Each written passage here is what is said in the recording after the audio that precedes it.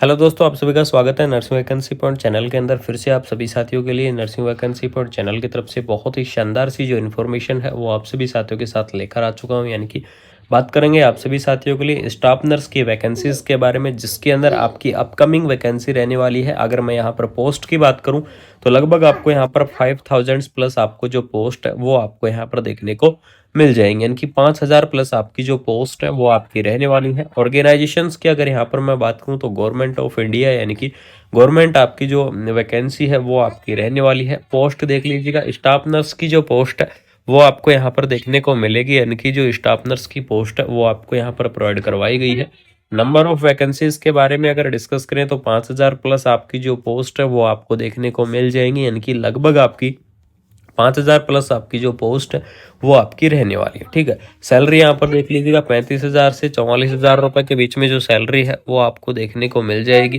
Qualification की अगर यहाँ पर मैं बात करूँ तो क्वालिफिकेशन के अंदर देख लीजिएगा जीएनएम, बीएससी, पोस्ट बीएससी और जो एएनएम कैंडिडेट है वो इस वैकेंसीज को क्या कर सकते हैं, अप्लाई कर सकते हैं। यानी कि जीएनएम, बीएससी, पोस्ट बीएससी और एमएससी वाली जो कैंडिडेट है वो इस वैकेंसीज को यहाँ पर आप अप्लाई कर पाएंगे।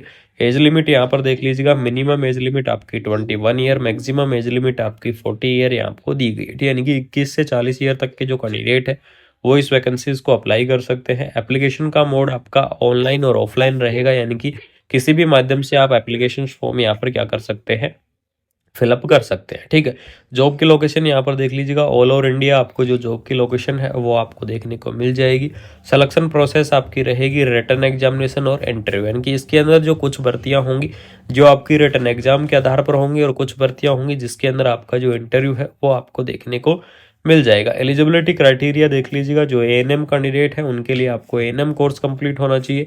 स्टाफ नर्स की पोस्ट की अगर यहाँ पर मैं बात करूँ तो उसके अंदर चाहे आपने नर्सिंग के अंदर डिग्री किया हुआ है, चाहे आपने नर्सिंग के अंदर डिप्लोमा किया हुआ है, वो सभी कैंडिडेट अप्लाई करेंगे। यानी कि जो जीएनएम कैंडिडेट है वो इस वैकेंसीज को अप्लाई कर सकते हैं। बीएससी नर्सिंग जो कैंडिडेट है वो इस वैकेंसीज को अप्लाई कर पाएंगे।